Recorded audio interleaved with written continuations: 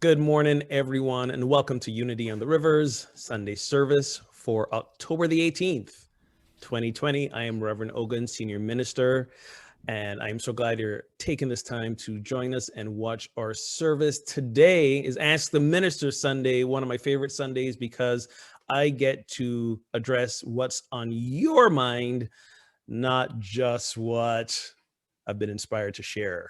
So I'm going to get to your questions during the course of the service, but let us begin with a centering prayer. So wherever you are, whenever you are, I invite you to take a deep breath. Take one more deep breath. Center into your heart as you exhale and give thanks. Give thanks for this opportunity that we are connected, transcending space and time as we watch this service. No matter when it is that we are watching this service, no matter where we are watching this service, we know that the oneness that is the divine expression that we are stays connected during this time. In fact, it is the connection that allows us to not simply endure these times, but find a place of comfort when we cannot be physically together. So I give thanks for you. I give thanks for each and every one of you that connects through hospitality, through spirit groups. I give thanks for each and every one of you that connects with me through emails, through phones, through texts. I give thanks for each and every one of you that connects with each other, because we are community, and community will always be one. And I am so grateful for you today. And so it is. Amen and amen. So today, as always, our wonderful music crew is here. We have our music director, Meg Rain. We've got Brian and Keith, the boys in the shed, who are going to start us off with One Love. So take it away, Brian and Keith.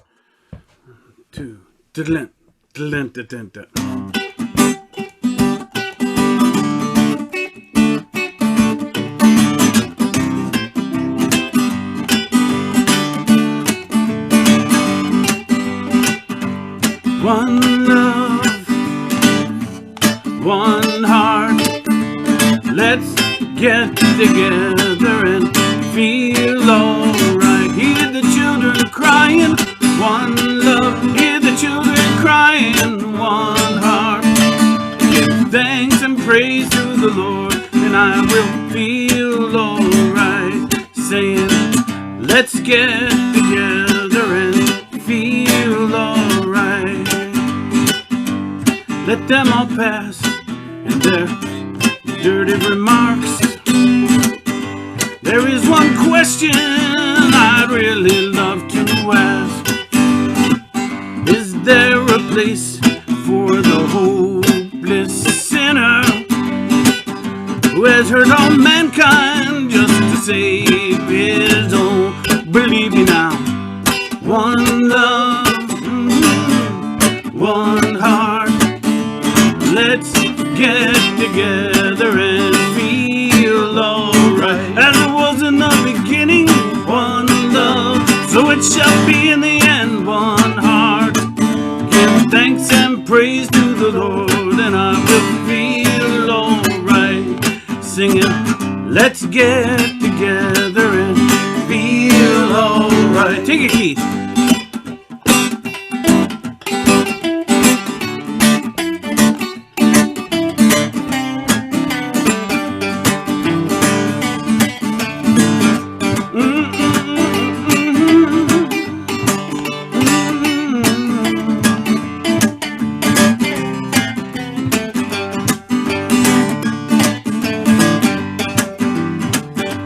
Let's get together to fight this holy Armageddon. So when the man comes, there'll be no doom. Have pity on those whose chances grow thinner. There ain't no hiding place from the Father of creation, saying one love, one heart. Let's get together and feel alright. I'm pleading to man.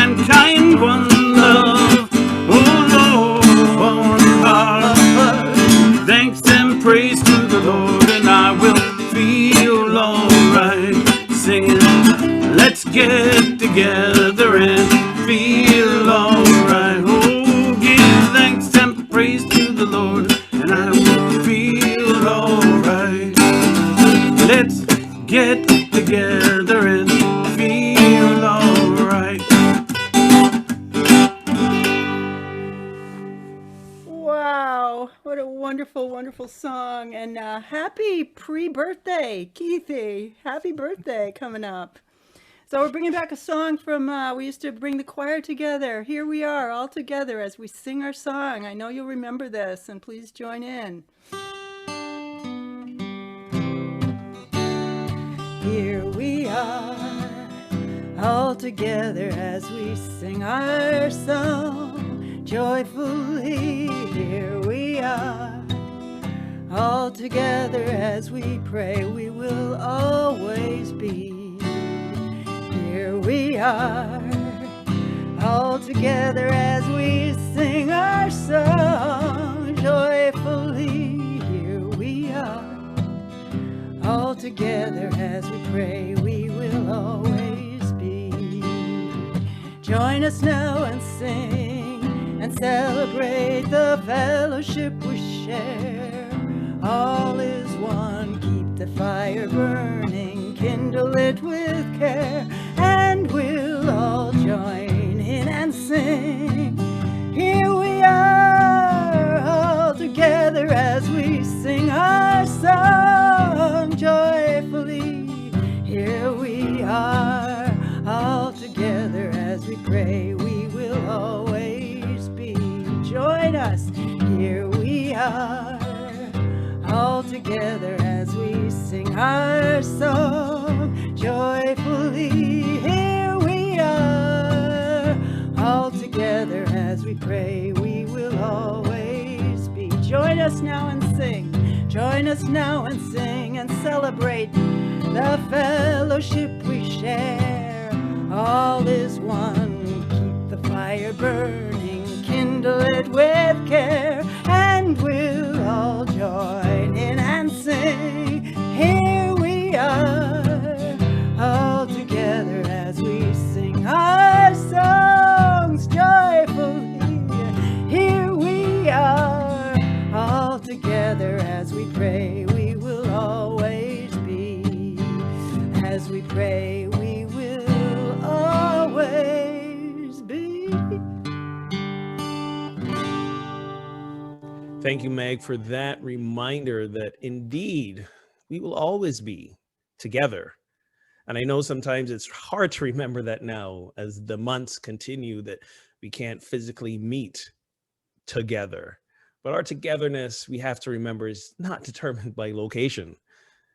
Our togetherness is not determined by time and space.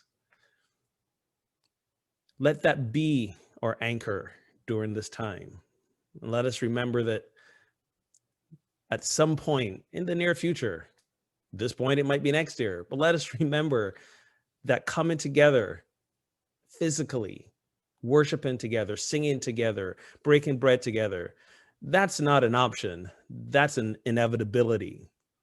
So we just continue to be centered in our heart, pull from our divine power, strength, and love to inspire our patience as we stay connected in the ways we can. And one of those ways we can do that now is by centering in our hearts with a time of meditation, knowing that as we each do it wherever we are, and again, whenever we are, that it is something that unites us and binds us. The divine spirit that we are, the oneness that we are, again, is not about physical space, not even about time. It's about us doing the same thing, the same spiritual practice, the same remembrance, meditating and singing together virtually. And this is an offering in many ways, a ritual that helps remind us of who we are. So wherever you are right now, whenever you are, I invite you to prepare yourself for a time of going into the silence, knowing that hundreds of people are doing it as well. So find that comfortable seated position, or if you're lying down, do that too. Just gently close the eyes and connect with the breath as Meg leads us in with love all around us.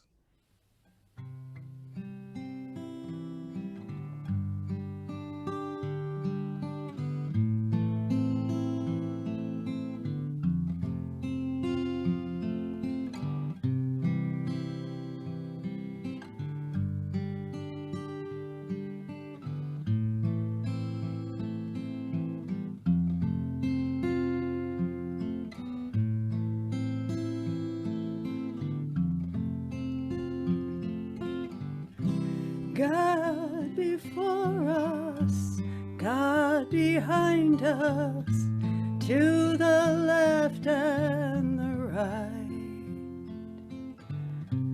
God above us, God below us, all around and inside. All around and inside.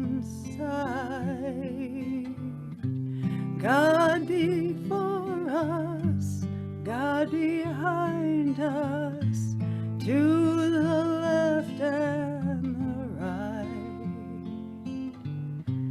God above us, God below us, all around and inside. All around and inside. All around and inside.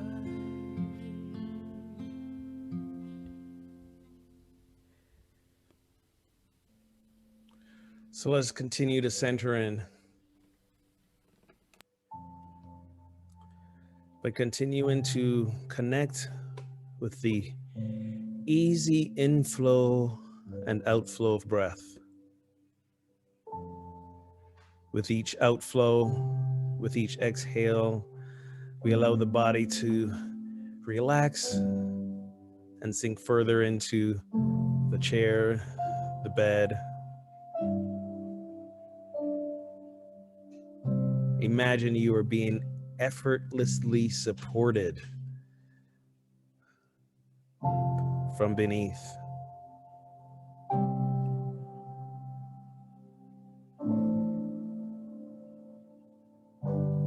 Allowing the breath to serve as that anchor that keeps you grounded in this now moment.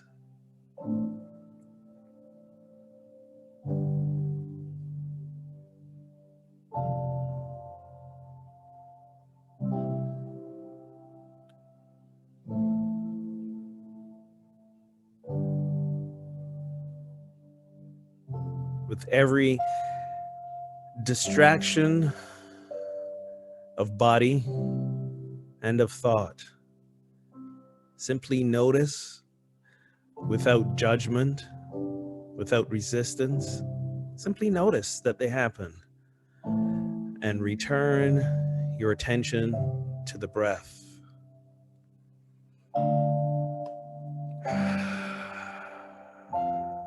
Breathe.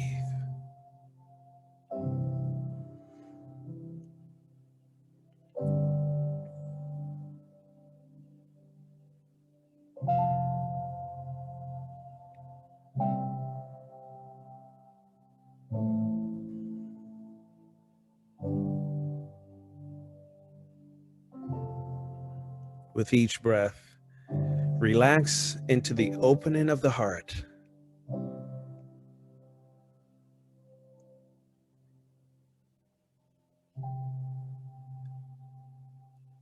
Imagining the soft, warm, comforting light of love emanating from within to surround and support you in this moment.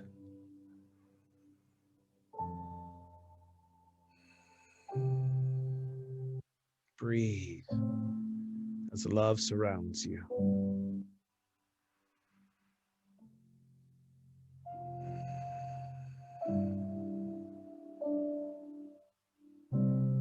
Knowing that in each and every moment,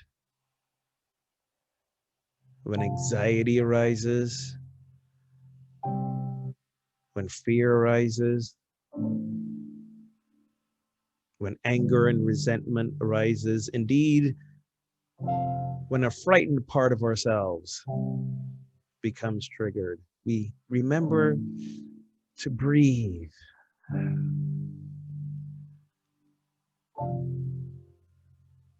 And allow that soft, warm, comforting light of love to emanate from the heart, to calm the frightened part of our personality and ground us back to love. So let us simply breathe.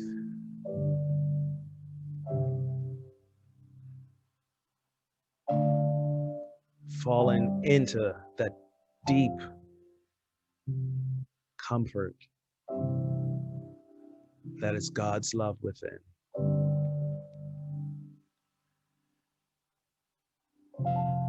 Breathe.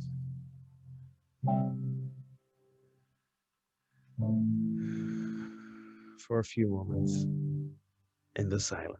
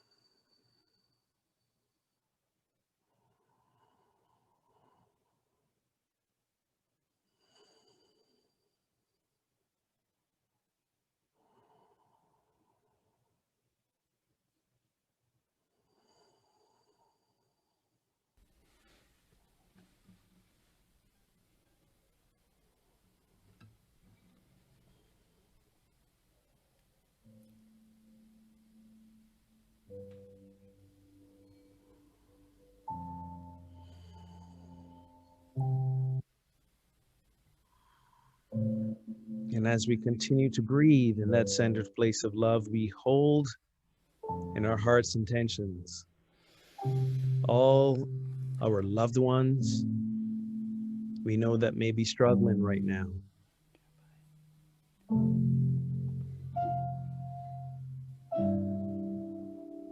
Seeing for them an intention of returning to love, returning to peace, finding the good and solace in each moment.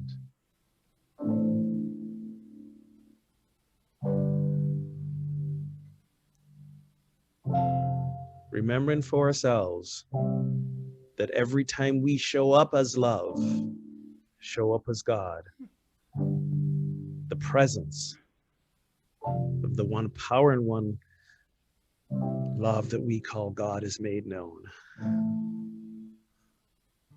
The presence of the Lord is in every place because we are in every place.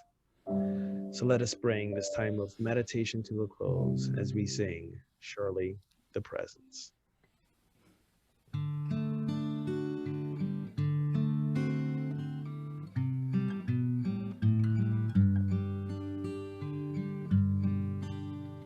Surely the presence of the Lord is in this place. I can feel God's mighty power and God's grace. There's a holy hush around us. I see glory on each face. Surely the presence of the Lord is in this place. Surely the presence of the Lord is in this place. I can feel God's mighty power and God's grace. There's a holy hush around us. I see glory on each face. Surely the presence of the Lord is in this place. Thank you, Meg. Beautiful as always. So it is Ask the Minister Sunday, and I want to start by letting you know I did extend the invitation to send in questions by an extra day. And sure enough, late last night, a couple more came in, and I was scrambling to try and pull together some answers. And then I thought, you know what? Let's just not. Let's do what I always say, which is just to breathe and realize we have got all the time in the world to answer these questions. So that being said, I will be answering them next Sunday. So I'm going to tackle the ones I got in a little bit earlier today, because trust me, they're going to take up the time we have. And then next Sunday, I will address those that came in late last night, and maybe even give you the opportunity to ask me a couple more between like now and Wednesday. I think I learned my lesson with the whole, like, let's just take this right up to the night before. So if you didn't get the chance to submit a question, go ahead and do it between now and Wednesday, because I'll tackle some more again next week. So thank you to those who did send in some of your questions. And interestingly enough, I think some of these questions I may have addressed before, but seeing as they came in again, it may be new. They're definitely new, I think, to whoever sent them in. And also, it's always good to get reminders to hear these things over and over again. The first one I want to make sure to get off the top was actually asked on Facebook, on our church Facebook page, and I addressed it there, but I said I will answer it again today. And it's a question is, are we looking for a new building, or is the church going to be online from now on out? We've shared this before many times, and I want to reiterate it just in case you hadn't heard or you weren't sure. No, we're not going to be online from now on out. We're going to be online as long as the coronavirus is a clear present threat to the health of any of our congregants. And at some point, as we all know, there's vaccines in development, there's whatever to control the spread and the health risk. And when it is 100% safe for us to meet in physical space again, we're going to do that. Now, by that time, we may have found a new permanent church home or not. And if it's not, we're going to go back to the plan we always had, which was to simply find a temporary space, meet in space we can rent and meet in person. We're not meeting in person because of COVID, not because we sold our building. If there wasn't COVID and we'd sold the building, we would have still found a temporary meeting space until we found the right and perfect home for our church. And that takes some time. And we want to be very wise and smart in that selection process. So we're not going to rush the process, but again, we're going to be meeting again. Now, if you ever want to stay up to date about all the news regarding that, please make sure you are signed up to our newsletter, because as soon as things change or there's updates, we let you know there. And if you go to our webpage, unityontheriver.org, there's a tab that says property sale. Just click on that. That's where we have all the updates going all the way back to when we first voted to sell the building over a year ago. So all those updates, the whole process, everything is on there for you to take a look at and be informed. The second question is more of a theological one, and it's about the resurrection. The question is, are you convinced of the resurrection? You know what? I really love this question because I speak to this every Easter. So thank you for giving me the opportunity to write my Easter talk way in advance. When Easter rolls around, I'm going to pull back up this recording and go like, there it is. So let's talk just briefly about the resurrection, right? So how do we know about the resurrection? We know about it because of what's written in the Bible in the 4 Gospels, Matthew, Mark, Luke, and John. The resurrection is a cornerstone of the Christian faith. Jesus' life, Jesus' death, and Jesus' resurrection, I would say, are probably the 3 biggest cornerstones. You can throw in his birth too, but the death and the resurrection were huge. For many in the Christian faith, believing in the resurrection is part of the, like, you know, the doorway to entry. If you're going to call yourself a Christian, you believe that Jesus was resurrected. Now, here's the thing about the resurrection. We have absolutely no physical proof that it happened. Doesn't mean it didn't. I'm just saying we don't have proof, right? So that's why believing in the resurrection is an act of faith. It is probably in the Christian tradition the ultimate act of faith, believing in the resurrection, okay? And what comes along with that then is, by implication, believing that what's written in the Gospels and the Bible is literally factual, what happened. And for some of us, we do believe that. Some of us, we don't. But here's the beautiful thing about why I'm in unity. I grew up in a very traditional Christian experience where the Bible was the inerrant word of God. You either believed it or you didn't. There was no in between. And we interpreted it literally. And if you take a deep dive of reading a lot of the Bible, you realize that there's a lot in there that's kind of hard to take and follow literally. If you don't believe me, read some of those passages in Chronicles and Deuteronomy and tell me if anyone's living that way. No. The thing about the Bible is you have to understand it's a collection of stories and directions on life that pertain to a particular set of people at a particular time in history that reflects their understanding of God. So while there's deep wisdom within the Bible that we can extract, living and believing it literally word for word causes some pausing. But here's the thing again I love about unity. In unity, we do not interpret the Bible literally. We do it metaphysically, which simply means that every thing that happens in the Bible, every event, every place, every character in the Bible represents an element of our own spiritual growth and development. So therefore, I can believe the metaphysical idea of the resurrection as it pertains to my spiritual growth, but I don't need to believe that it literally happened. In fact, if you want to believe it literally happened, that's great. If you don't want to believe it literally happened, that's also great.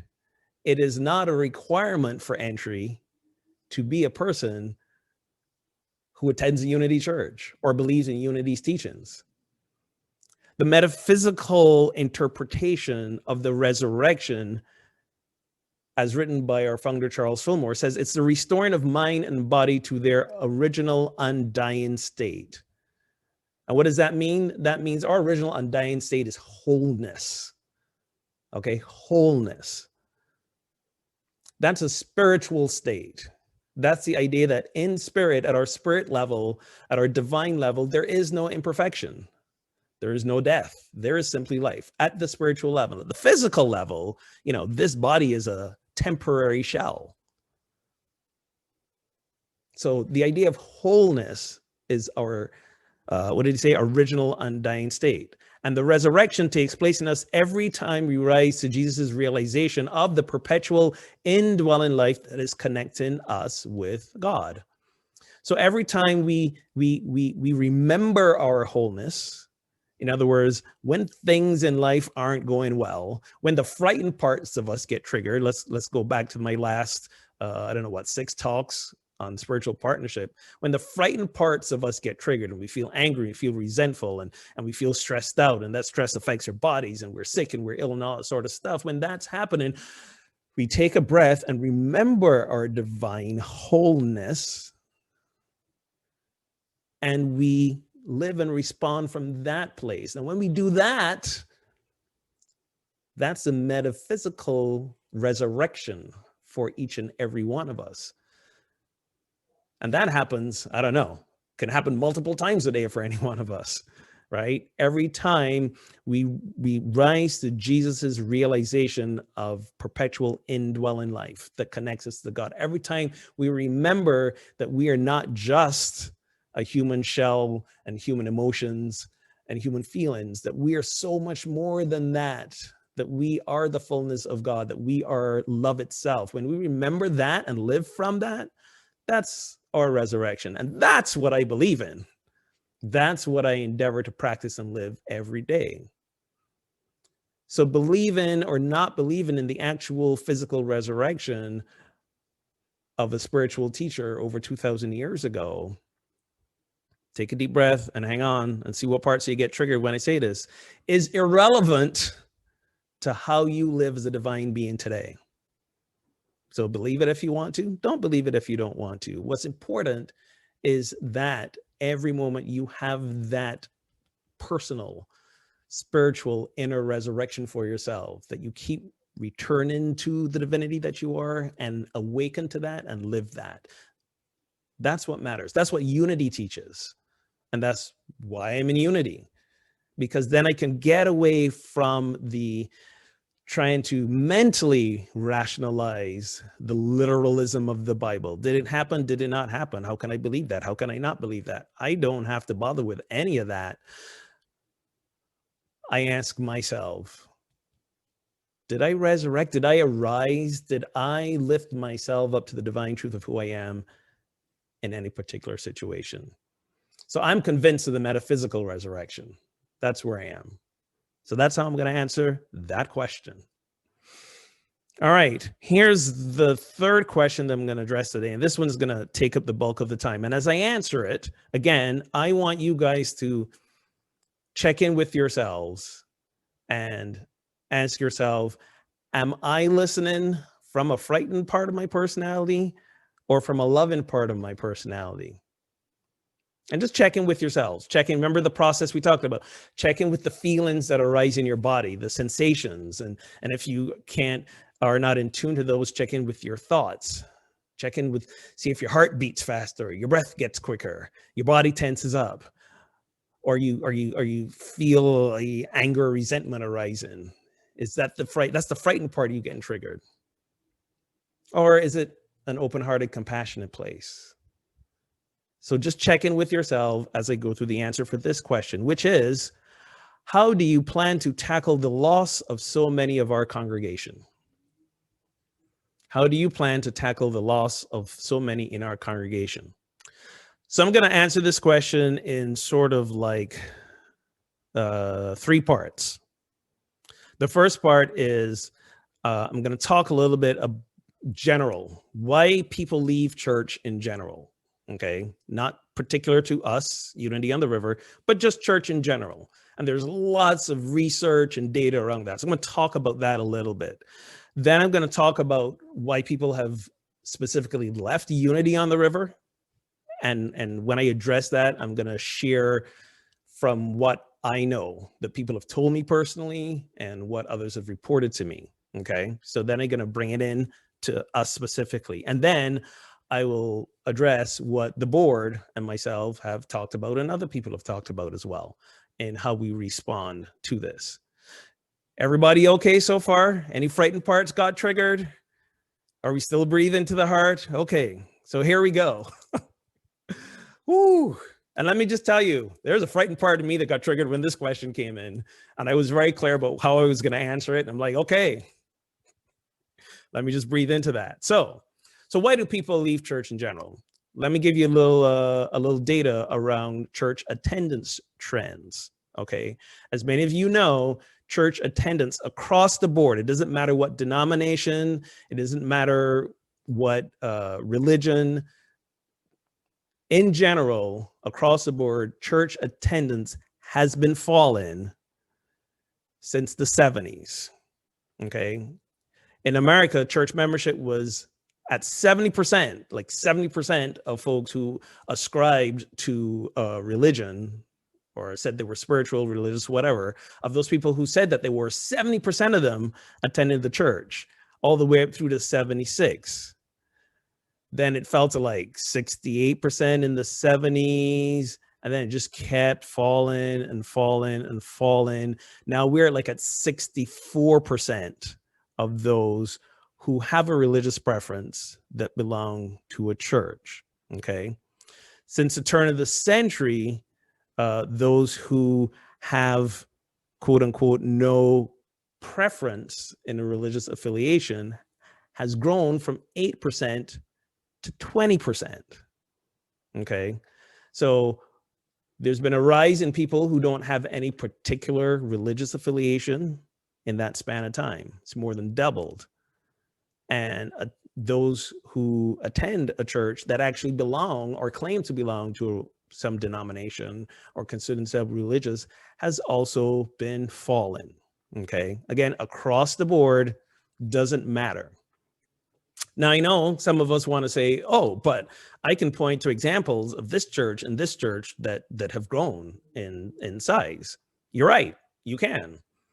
And we can also point to examples of churches that have closed their doors permanently because attendance and things like income have dropped past point of management.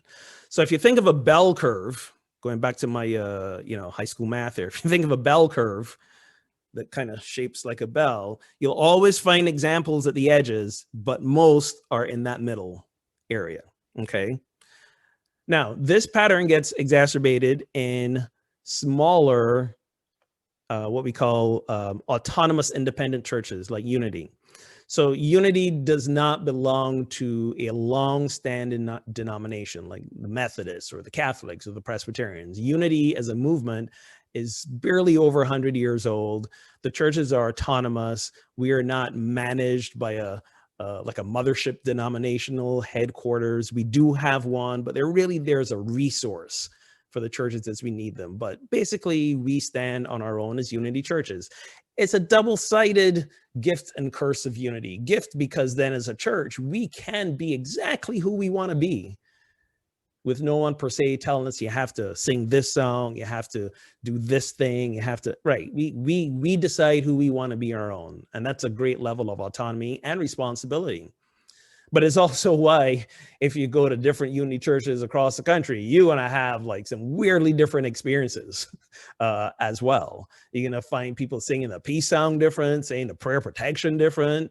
You're going to go to Unity church and they coming out of meditation singing the Lord's Prayer. And I mean, like in the original words of the Lord's Prayer, you're thinking, wait, did Catholicism roll up in here at some point in time? And this is not a slam against Catholics. I'm just saying, like, we at Unity on the River, we don't sing the Lord's Prayer, but other Unity churches, that's like a thing. And if you don't sing it, then, people get upset. So again, every church has their unique cycle. But so here's what happens in smaller churches, smaller, younger churches that don't have this pattern of denominational headquarters doing things like assigning your minister or telling you this is the process you have to follow, right? So, and now we're getting a little bit to what happens, and that might apply to Unity on the River. So we have a church that gets started, right, as ours did some 20 some years ago, and at some point the beloved founding minister leaves, right? Whether that founding minister is retiring or they want to go to another spiritual community or whatever, they leave. And people are sad, they're heartbroken, but they realize they must move on. So they hire a new minister. And that minister comes in and people are excited for a little bit. And then inevitably, the comparisons begin. They compare the new minister to the old minister, how it felt with the old minister versus how it feels with the new minister. And inevitably, the new minister fails to meet a lot of times that feeling, standard, and expectation from the previous minister. So then what the church says is, this isn't kind of what I was showing up for before. So I don't feel like participating anymore. And then they leave, attendance drops, income drops. The people who are remaining sort of get scared because it's like looking like things are coming to a close. And they're like, well, we didn't have this problem before we brought the new minister in. So inevitably it must be the new minister. So let's swap the new minister out. So they let go of the second minister, hire third minister. There's a little bit of an attendance bump. People come back, everyone's excited, and inevitably it happens again. The comparisons begin. Still doesn't feel the same as we did when we first started. And must be the minister. So we get rid of the minister and we go through this cycle. So churches, smaller independent churches, tend to go through this cycle and cycle through 4 or 5 ministers before they really go, there's this, like we're now on our 5th minister. Why can't we find the perfect minister to make it feel like we know it can feel? And then they realize, but wait, we're at our 5th minister. We cycle through this. Maybe there is no such thing as the perfect minister. And maybe now it's, how do we create this for ourselves? And then when that happens, the decision to let go or hire a new minister is based solely on other reasons. And sometimes we get ministers lasting much longer that way. But this is a cycle that a lot of even unity churches have gone through. So why have people left Unity on the River specifically? And before you answer this, another check-in. Did anything I just say triggered you? Right? So check in with that. Any frightened part of yourself got triggered? What are some feelings that are coming up? Okay, so just breathe through them. Go back to your heart. And now let's talk about why people have left Unity on the River specifically. And again, as you listen, check in with what parts of you are being triggered. And also realize that as you hear some of these reasons, check in to see how you judge them. I'm sharing these not to cast judgment, because every reason that I give was important to the person who gave it. It was relevant to their experience. It may not be relevant to yours, but these are just some examples. You may not be aware of this, but attendance at Unity in the River has been falling since 2012, 2013.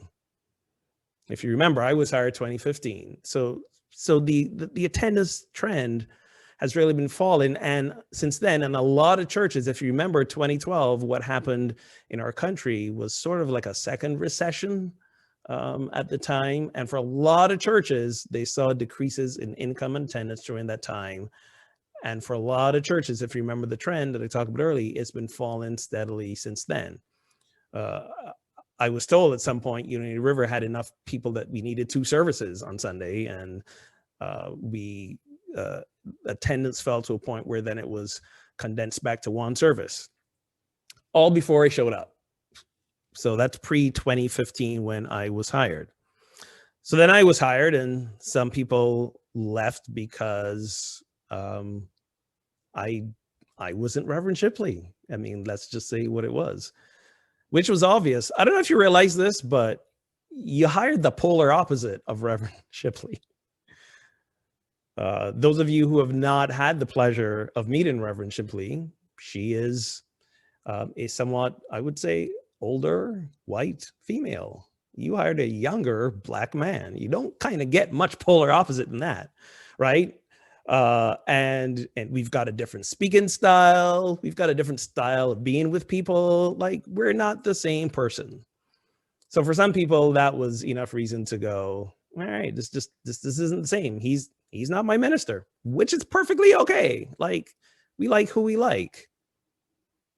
I'd invite you to ask yourself, though, is the message that we shared in relation to Unity's teachings, where's that at? So just put a pin in that. One of the reasons people left Unity on the River, again, before I showed up, and when I was first hired, I took the time to speak with some of them, to seek them out and ask them, why did you leave before? And I don't know if you remember this, for some of you, the church went through a period of real financial hardship again before it was hired. And this was also tied to not enough rental income coming in because of the rental units and the recession and all of that. And the church went through a period of really asking people to give more so that they could keep the lights on and pay the bills. And again, that made perfect sense. But for some people, that was a turnoff. For some people, they said, we got tired of showing up to church every Sunday and just hearing people tell us we got to give more, we got to tithe more. And that turned them off. So they left. One of the reasons I was hired was to bring a sense of tighter order and organization to behind the scenes of the church. When I came in and did that, some folks said, you're making us too corporate. And we don't like that. So they stopped showing up as well. There are people who have left because they don't agree with me theologically about things. I remember one great conversation with a congregant who I think asked this same question of me that I answered previously about the resurrection. And I said, at the time, I personally didn't believe in it literally. So then, she had a meeting with me, which I thought was great. I love it when people who don't agree with me come meet with me and let me know. And what she said was, I don't agree with you about the resurrection. And I can't continue to give my money to a church whose minister doesn't believe in the resurrection. I still love all the stuff that goes on here, so I'm going to still keep coming, but I'm just not going to donate. And I said, well, do you disagree with everything I say? Oh, she goes, no. She goes, like 80, 85% of what you say I'm on board with, but that is a huge thing. So then I said, well, then just keep giving 85% of what you usually give then. Why? Because remember, your donations aren't just going in my pocket. They're paying other employees. They're paying bills. They're paying the mortgage. So to withhold that because you disagree with me theologically is hurting a much bigger picture. And she was like, oh, okay, that might make sense. I recently had someone who said to me they were no longer going to attend Unity on the River because their religious views changed. And Unity on the River was no longer a spiritual fit for them. So I'm not going to try and talk them back to what I believe or what Unity believes. It's okay for our spiritual views as individuals to evolve. In fact, I would hope that they do. And they may evolve in a place that keeps you deeper into Unity's teachings or take you away from Unity. That's perfectly okay too. Because however we relate and understand the vastness and the depth of God, it's a very personal thing to us.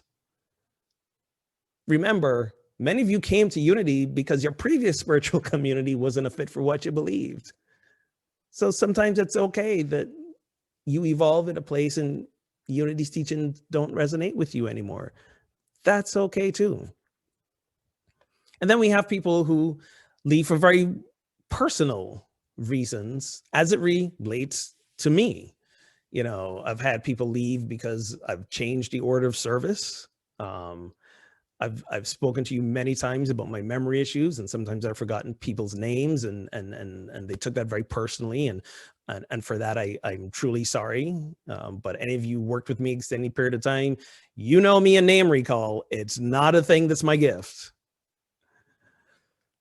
Others have left because I changed my address. I remember a couple of years ago, I moved from Newburyport down to Newton, and that upset quite a few people. For some people, it was like, this is the last straw. He doesn't care about us because he's choosing to live that far away. In fact, someone was very upset on Joy's behalf. How dare I move and rip Joy away from her school and her friends and her community? And because of that, they stopped coming to church because they were so upset. Later, they found out that the move was actually predicated by Joy. Joy was the one who said, living here in Newburyport, I don't have the access to the high quality demand in dance studios that I want to be in, because I want to go to college and be a dance major. I want to be a professional dancer. I need some place that's really going to push me. And as great as the place that she attended in Newburyport was, it wasn't that kind of place that was geared towards. So she wanted to move down to closer to Boston, so she had access for those places. And I was in a relationship at a time that with someone who lived in Boston. The 1 hour distance was, a little bit telling. And again, this is stories I've all told before, but it might be new to some people. So basically my move was predicated by the women in my life at the time. And those of you who might remember, when I did that move, it actually made me show up to work more. When you live someplace and it's really close to your work, you're late a lot more because you think you got all the time in the world to get there. Right. Yeah, that was me. When I lived in Newburyport, 8 minutes away, I was late a lot because I got 8 minutes, forgetting that traffic circle, which people still have trouble with. And that would hold me up for 2. But when I lived in Newton, I was like, it might be a 45 to an hour drive, but you never know what's going to happen. So let me leave an hour and a half, give myself a buffer, and I'd get to church a lot earlier and then stay a lot longer because there's no running back and forth because I didn't live 8 minutes away. So that bothered some people as well. Some people felt that when I was a guest minister, even before I was hired, and I would come and do guest talks and teach, I was this like lively, engaging, gregarious character. And then they hired me, and then that shifted and I wasn't as exciting anymore and seemed not as personable anymore. And that's true.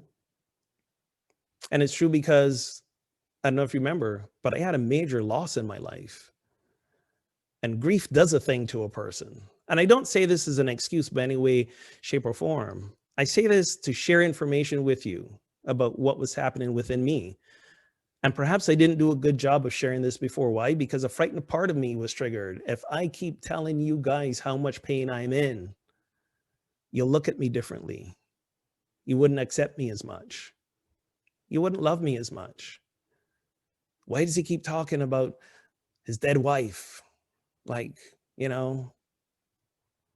maybe you guys didn't always know how much it took of me to pull it together to come to a service on Sunday morning. A year, even 2 years after she passed. She was a unity minister as well. And every time I walk into a unity church or do a unity service, I'm reminded of her in a very, very visceral way. So yeah, that shifted my mood a little bit. That shifted how I showed up a little bit. No, a lot. And I make no apologies for that. I simply am sharing this to let you know that that's what was going on. And then we had some people also leave Unity on the River when we decided that we had to sell the building, because many were still attached to the vision that the church had when they purchased all the property. And it was a great vision. It may not have been the best of business plans, because at no point in time, and I need you to hear this, and we've shared this before, but in case you forgot, at no point in time, even when the church was at its max attendance and max income, was there enough for the church itself to handle the mortgage payment. It was always dependent on rental income.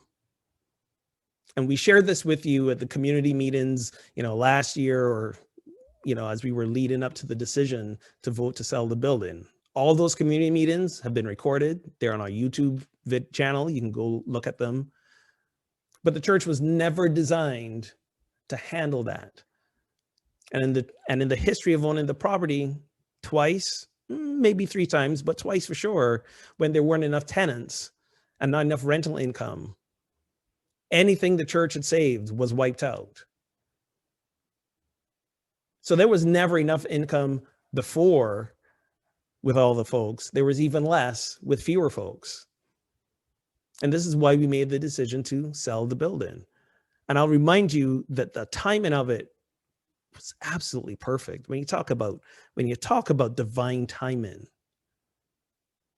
because we started this sale process before COVID hit us, and we were able to complete it. The Rock Church purchased our building, and they are still not having live services. They purchased the building they cannot use at this time. We sold the building at a time when we don't need one because we can't use it. So while others are continually losing money and hemorrhaging money because income isn't as great, because churches aren't meeting in person, and that's a thing across the board as well, here we are demonstrating and manifesting abundance. But for some, having to sell the building was, again, a thought that if the minister was doing a better job, we'd have more people in these seats and we'd have enough to pay. Again, there was never a point in the church's history where there was ever enough church income to handle paying for the mortgage of the building. It was always dependent on rental income. And again, that's not a bad business plan. I'm not trying to put down any previous leadership that came up with this plan. But the point comes where anyone who's owned a business knows if your business plan is bringing you repeated losses, you've got to take another look at what's going on. You may have to change your business plan. You may have to get out of that business. And yes, we decided to get out of the business of property management because we are a spiritual community first and foremost. And managing that property took a lot of time, a lot of energy, a lot of resources, distracting us from our purpose. Somebody asks, isn't this a reflection of our abundance consciousness that we have to sell a building while another church can afford to buy it? What's wrong with our prosperity consciousness? Well, absolutely nothing. So here's a little information about the Rock Church, which you may or may not know. They had a building that they sold in order to help buy ours. So that happened. Plus, they're a church that is connected to a larger denomination. I don't know if you know this, the Rock Church is part of the Methodist denomination. And the Methodist denomination goes back a few hundred years. And they're very good about financially supporting smaller churches. Unity doesn't have that. We're a single autonomous church. So no, there's absolutely nothing wrong with our prosperity consciousness. I think it's great. Like I said, we managed to sell a building in the middle of COVID when businesses are closing and selling their properties as well. And here's the other part about this. Things feel very exaggerated right now because we're not meeting in person. So for those of us who log on to hospitality and we see anywhere from 12 to 20 people on a given Sunday, we think, oh my goodness, where's everybody? Like, this is so sad to see, and people are leaving. And here's the thing. We don't know that the people we don't see aren't still connected with us. As a matter of fact, every week I get at least 1 or 2 calls and emails from people who have said, thank you for doing this service, this book, Spiritual Partnerships. I've watched every service. I've shared it with my friends. Some of these people I have never seen attend a virtual hospitality, but they're still connected in some way, in the only ways that we can right now. Folks, we are all overstressed and over-traumatized by what's happening with coronavirus. We all are. And for some of us, the best self-care is to dial everything back, not be on a screen for another day, to watch the service in our own time. When it was warm out, to spend self-care time out in nature and breathe in, and then maybe later in the night, watch the service. Like, these are the times we're in. So I give you all of these to help you understand that why people leave Unity on the River has varied so much over the years. Some of them were motivated by loving parts of individuals, for example, relocating to other places because their spouse or partner got a job somewhere else, their religious views changed, whatever. Some were motivated by the frightened parts of themselves when they see things change and it doesn't feel the same, and it there's a story around how everything's failing. So that triggers folks and they leave as well. Or perhaps I unknowingly offended or said something that caused an injury to someone, and that's why they left. And I'm not perfect. And if I've ever said or done anything that made you feel unloved or less than, I apologize for that. Remember, this too is a journey where I get to face frightened parts of myself that get triggered by the job.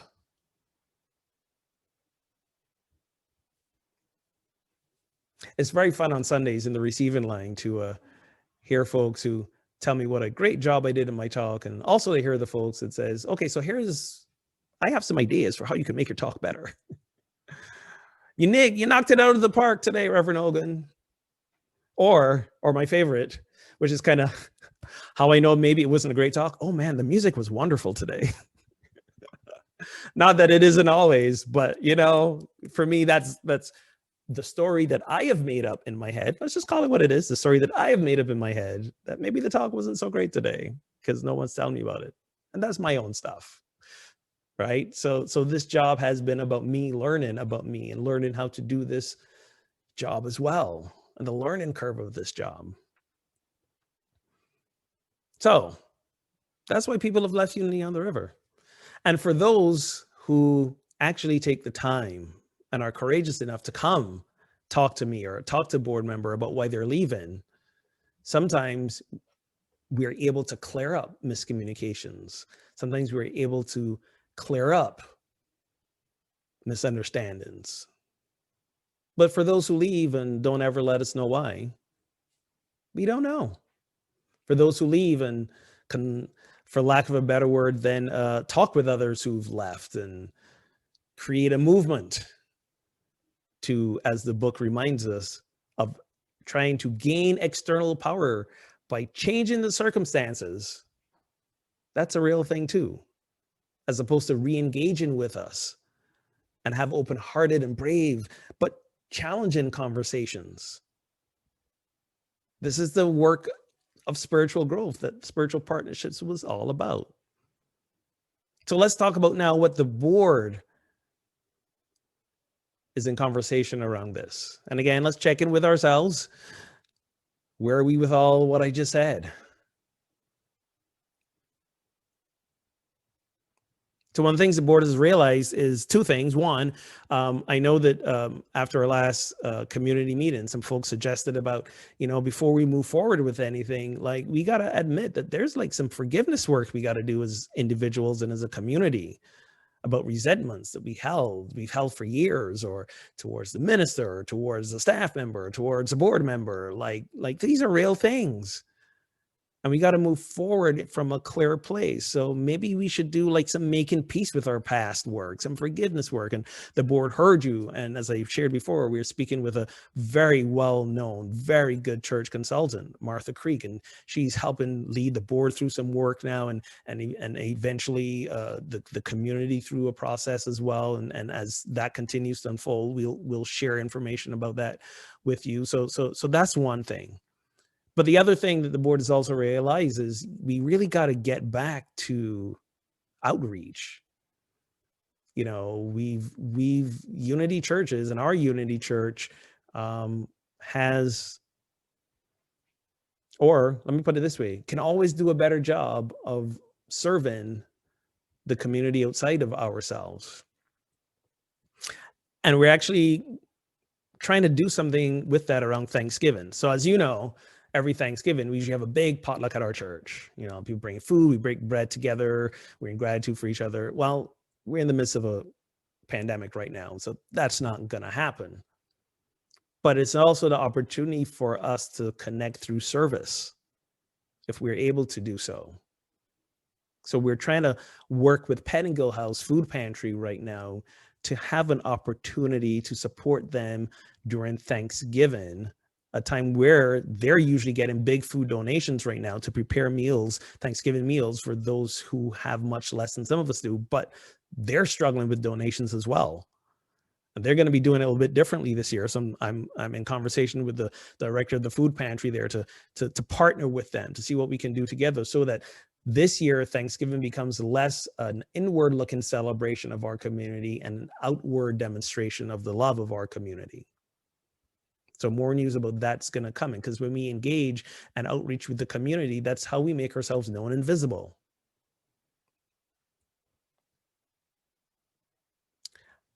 And we're hoping that when this forgiveness process is announced in terms of when it's happening and what it entails, that all of you attend. Whether you are someone who is like just loving what we're doing right now and has no complaint, or whether you are someone who has left the community because you felt hurt in the past. And you're thinking the solution to this is, no, we got to get a new minister because if it wasn't for him, we wouldn't be having these numbers we're having. There's no right or wrong here. They're simply coming from the heart. So we hope that each and every one of you, no matter where you are in that spectrum, will come and be part of this process, to work together, to build together. And it may result at the end that from a heart-centered place, you do decide that you want to move on with a new minister. And I'm 100% okay with that. Because my love for this community is such that I want you guys to do what you feel is best from a heart-centered place, not a wounded place.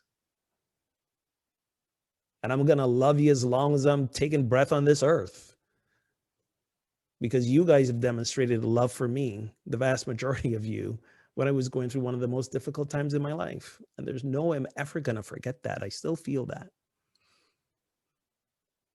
So as we move forward, especially during this time of the pandemic, keep asking yourself, what are the frightened parts of you that's being triggered when you realize we can't meet in person? When you come on to Zoom hospitality and only see 10 or 12 people? When you hear about somebody who was upset and angry and decided they're not coming to church anymore? What does that trigger within you? What is yours to do to respond from the loving part of yourself? What in you is triggered and frightened by the overall change in face of church in America during this time? Because the trend of less and less people attending church is going to continue. And the trend of more and more people not having a specific religious affiliation is going to continue. We can't do anything about that. But the good news is more and more people are becoming more spiritual, are becoming more open-hearted, are becoming more grounded in doing the spiritual work. They're just not attaching it to a building or any denomination or any church anymore. And that's just the natural evolution of things. And it doesn't matter where our church is. It doesn't matter who our minister is. It doesn't matter. None of that matters, because that's just what the trend is. What part of you got frightened by hearing that? Right? And what's ours to do about that? Well, that's what we continue to be in the question of. And we invite you to be in that question with us as well. Unity on River is a great place with a great message. And whether we deliver that message in person, gathering together, we do it this way, online, however it looks. Both and maybe. We're going to continue to be a great place with a great message that's never going to change. So, I know that's a long answer for a short question about how do we plan to tackle the loss. How do we plan to tackle the loss? By continuing to be who we are called to be, which is a community of love, shining God's light in the world. to continue to be a safe space with open doors for all those who want to be spiritually transformed, realizing that in the course of spiritual transformation, you're going to get triggered sometimes. And we're going to just keep inviting you to be in the process with us. We're not going to come up with any weird gimmicks.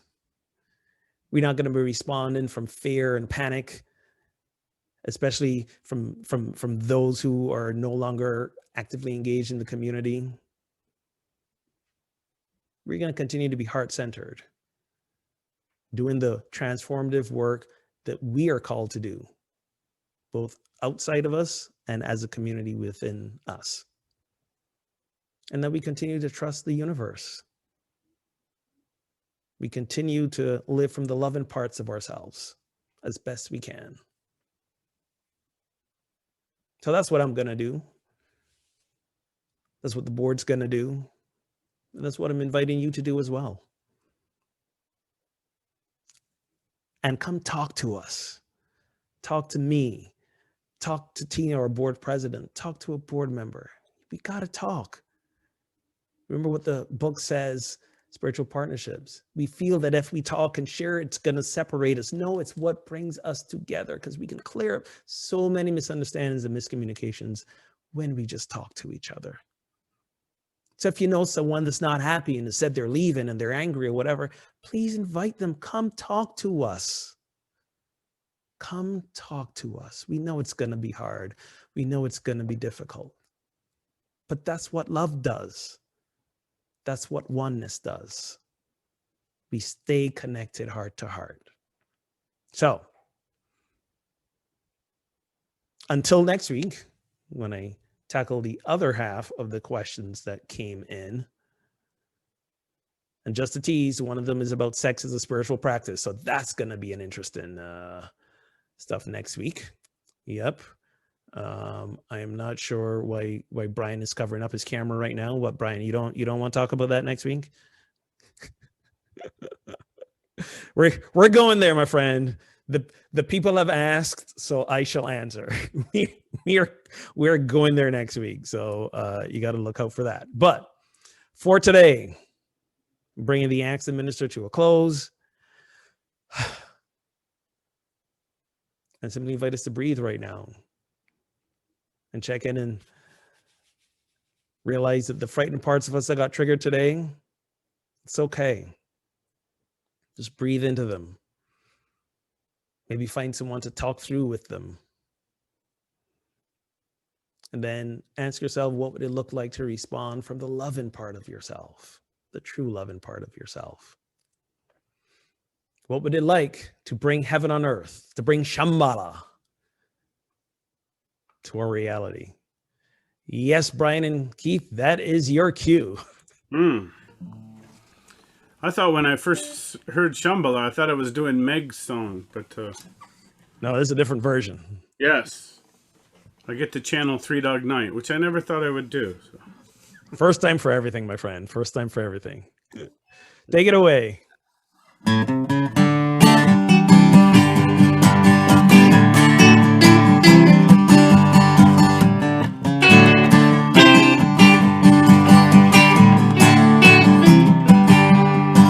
Wash away my troubles, wash away my pain with the rain and Shambhala.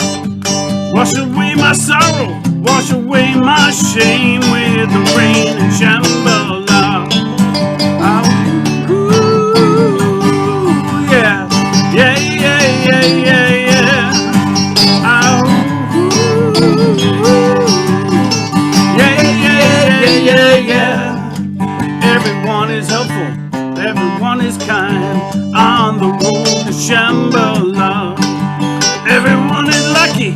Everyone is so kind on the road to Shambhala.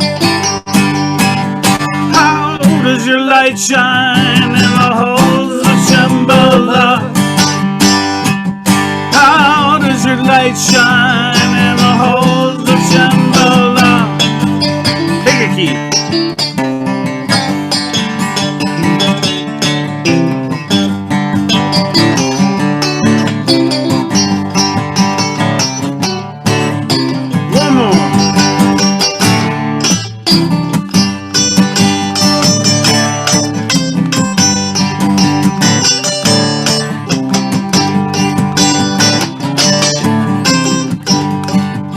can tell my sister by the flowers in her eyes on the road to Shambhala. I can tell my brother by the flowers in his eyes on the road to Shambhala. Yeah, yeah, yeah, yeah, yeah, yeah. Yeah, yeah, yeah, yeah, yeah. How does your light shine in the halls of Shambhala? How does your light shine in the halls of Shambhala? How does your light shine in the halls of Shambhala? How does your light shine in the halls of Shambhala? I know you're out there and I know you can sing that high note that I can't really sing because I'm not quite built with those kind of chords. But you can do it. Ready? How does your light shine in the halls of Shambhala? How does your light shine in the halls of Shambhala? How does your light shine in the halls of Shambhala? How does your light shine in the halls of Shambhala? Nice. Nicely done, my friend. Awesome. We got to bring that one another time again. That was great. Real quick announcements to wrap up. Not a whole lot today other than to let you know spirit groups, a couple of the spirit groups are still open, so you can drop in at any time. Please take advantage of this extra time to connect with others in our spiritual community. I'm hearing about the great time that folks who are currently in spirit groups are having. Like at first it was some like, is this going to work over Zoom? And this is not the same thing as sitting in the living room with our friends and so on, but they're having a blast apparently. I might randomly drop in on one or two of them to see what's going on, but they're having a whole great time. So check out spirit groups. And as I mentioned, Ask the Minister will continue next week. So if you got another question you want to throw at me, please get it in by Wednesday. This Wednesday coming up, and there's should be a link on our website for that. And if you are watching this on Sunday morning, please join us for Zoom hospitality right after the service. We probably went a little long today, but don't worry, we'll still all be there when you can join us. The information is on our website, unityontheriver.org. And join us Wednesday, 9 a.m. and 7 p.m. for midweek meetup and meditation. That's always a fun time as well. It's kind of like a midweek grounding. If you want reminders about all these, please sign up for our text alerts. Text UOTR to 313131, and we are to keep people engaged. We send out text reminders to remind you, oh yeah, meditation's happening in a few minutes. And also we want to hear from some of you. If you remember a couple of weeks ago, Mickey came on and we had a little interview with her, and she kept us up to speed about what's going on with her. So we would love to hear from you, have you be part of the service, to just share so that we can all see what's happening with you, or show up to hospitality as well and tell us there. But if you want to be part of the service, just reach out to me. Rev Ogun at unityontheriver.org is my email, or call the church office and leave a message in my voicemail box. If I'm not there, I do get the voice messages, and we will make that happen. Thank you for your ongoing investment in our spiritual community at this time. We know it's a time when many of us might be struggling financially, but we're still very grateful for whatever you can give us. It is unityontheriver.org/donate, or you can sign up to easily text a donation from your phone. If you don't have that set up yet, text GIVE, GIVE, to 833-702-4337. It's a one-time setup, and after that, you just got to text the amount to that number, and it'll be a donation. And you can also mail a check to our office, 14 Cedar Street, Suite 203 in Amesbury, Massachusetts, and we will get it that way as well. So we are very grateful for all you continue to support us, share with us, show up for us, and show up in the world. And That's it for today. Let us close this service as we close every service with a reminder that the peace on earth begins first with us and our transformation. Let there be peace on earth. Take it away, Brian. 1, 2, 3, 4, 5, 6.